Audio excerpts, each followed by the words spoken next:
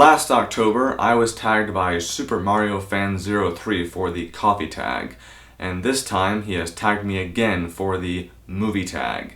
And there are 22 questions for this one, so it'll be a little bit more revealing.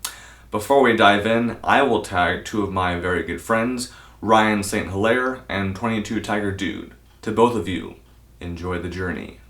We begin at number 1. What is your favorite movie? I have 4. The Dark Knight Trilogy, Inception, Whiplash, and Interstellar.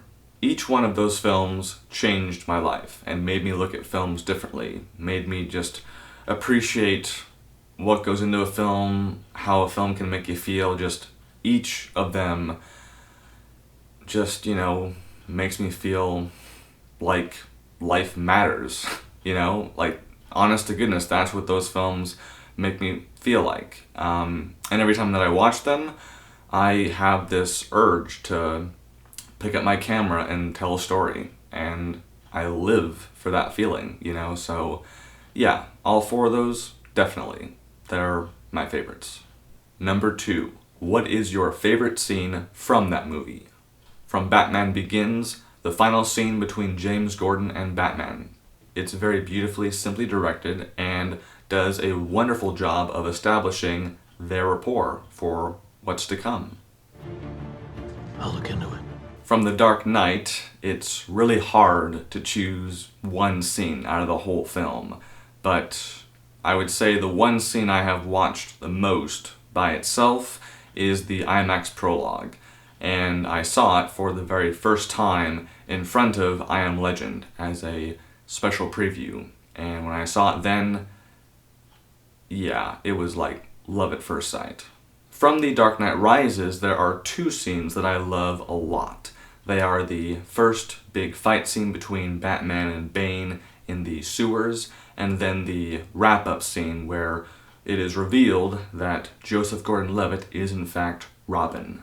Deep down, I am aching for Robin Begins, written, directed by, and starring Joseph Gordon-Levitt. It'll never happen, but, guy can dream, right? Speaking of Joseph Gordon-Levitt, from Inception, the zero-gravity sequence.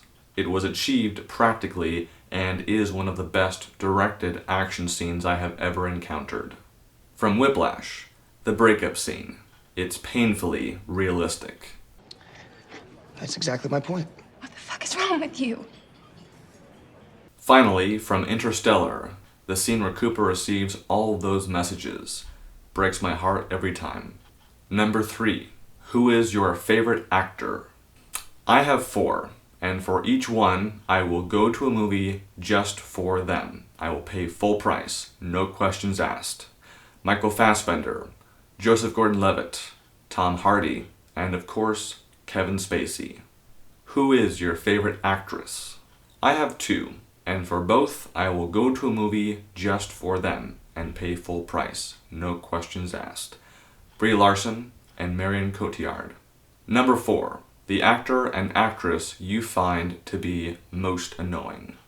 It's funny, because if this were just annoying actor, actress, I'd have a few, but because it's most annoying, well, for me there's 1 each. Ben Stiller, Cameron Diaz. Number 5, who is your favorite director? Christopher Nolan. He is why I want to make movies, and if it were in my control, he'd be my mentor, because he is the best. Number 6, what is your favorite guilty pleasure? I don't watch it very often, but for me, Nicolas Cage next. In this movie, Nicolas Cage has the ability to see mere seconds into his own personal future, and only his future. We are never given an explanation as to why, and it's pretty bad. Like, the writing is terrible, but when you have Nicolas Cage delivering your lines, you can let bad writing pass. It's Nicolas Cage. Number 7, what is your favorite tearjerker? For all of you superhero nerds out there, I know that you, just like me, even if you won't admit it, cried at the end of The Dark Knight Rises. That was so emotional. Just that whole movie, man. The fight, I cried. Shit, man. Bane breaking Batman's back. Ugh. But yeah, that movie, for me. Yes, that is my tearjerker. Number 8. The movie character who scared you the most. Without a doubt, Aragog, the giant-ass spider from Harry Potter and the Chamber of Secrets. That thing scared the crap out of me as a kid. Like, I wanted to leave the theater because he was so huge, and I'm just like, how do you exist? Like, how is this physically possible? And even now, as an adult, I still, like, squirm whenever I just think about him. It's bad. Number 9. A movie that you love that everyone else hates. That would be Man of Steel. And if you want to hear me go more in depth about that movie, look forward to my second look, coming soon. Number 10. A movie you hate that everyone else loves.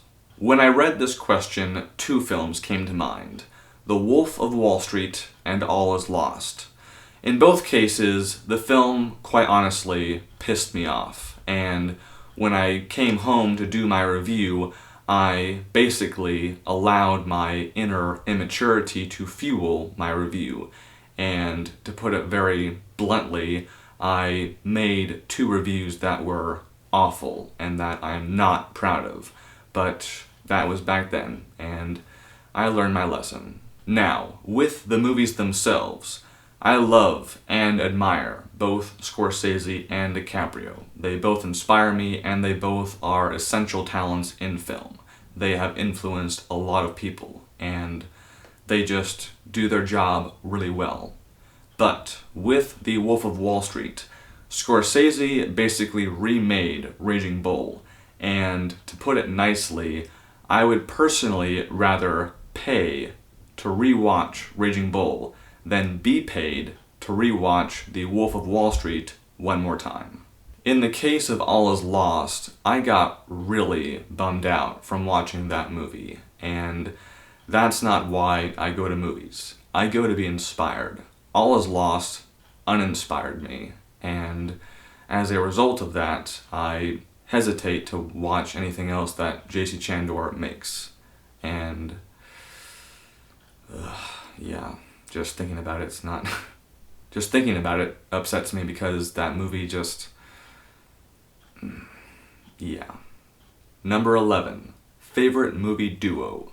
I know what you're thinking. Batman and Robin. Yes and no. That duo is my favorite within the broad spectrum of the idea of a duo. But to be honest, Batman and Robin really aren't my favorite movie duo. As a matter of fact, the only iteration of that duo that I liked was the Burt Ward and Adam West duo in Batman the movie way back when. Like, that dynamic was fantastic. They had a great rapport. And it worked, in my opinion, even more so than between Chris O'Donnell and Val Kilmer and Chris O'Donnell and George Clooney. How that happened, I have no idea, but it is what it is. Having said that, within the realm of cinematic storytelling, the duo that came to mind after Batman and Robin, who I like a lot, is Frodo and Sam from The Lord of the Rings.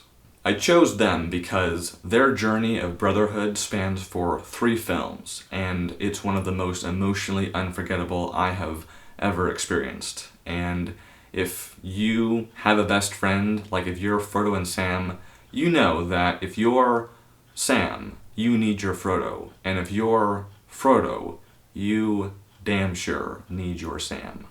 Number 12. What is your favorite animated movie? That would be Inside Out. It is one of the most beautifully written, emotionally satisfying, and relatable animated movies I have ever seen. And if you haven't yet seen it, I would put that on your to-do list this weekend. Number 13. Your actor, actress, crush. For the male actor crush, that would be Mr. Michael Fassbender. And for the female actor crush, I have 2. One that developed years ago and is still going, and then one that's more recent. The older one that's still going is Emma Watson from Harry Potter, and the newer one is Elizabeth Olsen, who was in Avengers 2. Number 14. Favorite movie villain. I got this one narrowed down to 5. There are different types of villains, so I had to account for all of them. For favorite psychological villain, the Joker in The Dark Knight. For favorite physical villain, Bane in The Dark Knight Rises. For favorite villain I love to hate, Davian in Mission Impossible 3. For favorite villain growing up, Quigley in Blank Check. And for favorite villain who is well-intentioned but still a douchebag, the principal in Ferris Bueller's Day Off. Number 15. A movie that surprised you. There Will Be Blood. I'm not sure what I was expecting from it, in all honesty, but before I saw it, I was really only paying attention to action films. After seeing it, I realized that pure dramas, when done right, can be exceptional. Number 16. You can keep one movie. What's it gonna be? The Dark Knight trilogy. Yes, technically it is 3 movies, but it's one story. Number 17. What movie would you recommend, and to whom? I recommend Smoke for any aspiring screenwriters and actors. It is directed by Wayne Wang and stars Harvey Keitel. And if you have 2 hours to spare, it's currently on Netflix Instant. So when you're done here, you have an option of where to go. Number 18. If you could go back in time and marry any actor or actress, who would it be and why?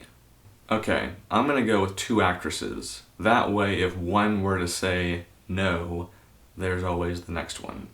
The first one is Sigourney Weaver. Why? Alien. The second one is Nicole Kidman. Why? Batman Forever.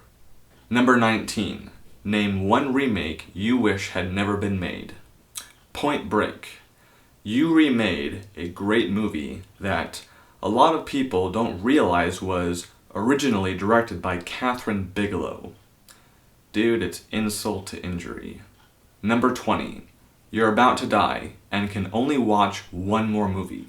What's it gonna be? Easy. Batman v Superman, Dawn of Justice.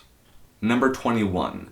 What is your favorite genre, and what is your favorite movie within that genre? Okay, so my favorite genre is superhero, and my favorite movie within that genre is, yes, you guessed it, the Dark Knight trilogy. How'd you guess?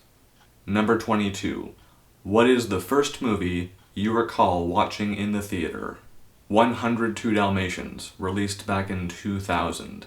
I saw it with my mom in the theater, and we got there late, actually, and when we got there, it was packed. There was like no seats left besides in the very, very front row. So we sat there in the theater like this for the entire movie. Our necks hurt really bad afterward, but it was worth it. To wrap up, thank you Super Mario Fan 03 for the tag. I appreciate it. And thank you for watching. I appreciate that. Now, go be productive and watch a movie.